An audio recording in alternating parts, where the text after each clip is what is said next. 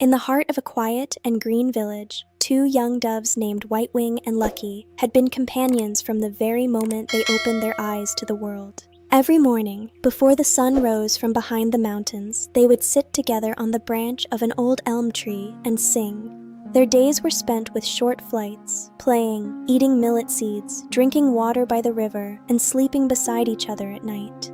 Their life was simple, but full of peace and happiness. Until one day, while sitting on the rooftop that had always been their favorite spot, Whitewing said, "Lucky, my heart longs for a journey. I want to see other lands. I want to know what color the world is and what stories it holds." Lucky, who had lived with him for years, replied anxiously, "Whitewing, why? What do we lack here? We have peace, food, safety. This world is exactly as wide as our wings. Why chase things we don't know, things that may hold danger behind them?" But Whitewing smiled and said, "My dear friend, I have a desire to see the world. I want to understand what life is like in other places, its dangers, its beauties. I must go, Lucky. Something inside me tells me I must." And after a long tear-filled farewell, he set off. Whitewing left the village behind and flew toward the unknown. Once Whitewing left the village behind, a cool breeze brushed against his feathers. Everything was going well, until a huge shadow spread over the ground. He looked up. A giant hawk was diving straight toward him with deadly intent. Whitewing's heart nearly stopped. He flapped his wings with all his strength to escape. At the same moment, far in the distance, the village hunter, Agamard, was running toward them with his rifle and trap. The hawk from one side, Agamard from the other. The hawk attacked the hunter. The two clashed violently over their prey. Feathers, leather, claws. A terrifying struggle. In that brief moment, Whitewing barely managed to save his life and flee. Hours later, exhausted and breathless, Whitewing reached the foot of a hill. There he saw a plump pigeon sitting on the ground, surrounded by scattered rice and millet.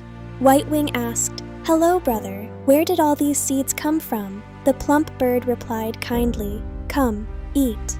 You're my guest." But as soon as he picked up a few seeds, his feet got caught in the trap. Horrified, he cried, "Why didn't you tell me this was a trap? Why didn't you warn me these seeds were dangerous?" The plump pigeon sighed and said, "To tell you the truth, I had 3 reasons for staying silent. 1.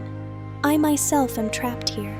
The hunter keeps me alive, feeds me, gives me water, and leaves me here every day, so that pigeons like you fall into the trap, hoping for company or friendship. If I stop doing this, he'll roast me that very day. 2. God gave you 2 eyes. You should have realized no one scatters rice and millet on the ground without a reason. Nothing is free. 3. I did not invite you. You rushed in without asking. You were not my guest, just a passerby who didn't look carefully at the ground." Whitewing regretted it with all his heart, but he didn't give up. With great difficulty, he used his beak to tear apart the rotten strings of the trap. After several painful and exhausting minutes, he finally freed himself and flew away. He hadn't gone far when a sharp whistling sound passed by his ear. A stone, then another. A village boy was aiming at him with his slingshot. One stone struck his wing, and Whitewing screamed from the pain. He almost fell, but with the last of his strength, he escaped. He had nothing left in him. His feathers were ruffled, his wing injured, his legs tired, and his heart broken. He whispered to himself, "If only I had listened to Lucky." With all the strength he had left, he flew back home. At last, at the sunset of a long and bitter day, he reached his village. Lucky was sitting on the same old elm tree, and when he saw Whitewing, tears of joy filled his eyes. Whitewing landed on the branch, rested his head on his friend's chest, and said, "Lucky, the world was not what I imagined. The safety of our own home is a great blessing." Lucky replied gently, "What matters is that you're back, my friend. The world is vast, but not always a safe place for the heart. Sometimes peace is exactly where you first had it." Whitewing sighed with relief. From that day on, he understood the value of peace and friendship better, and every morning, once again, he sat beside Lucky on the elm tree and sang the song of happiness.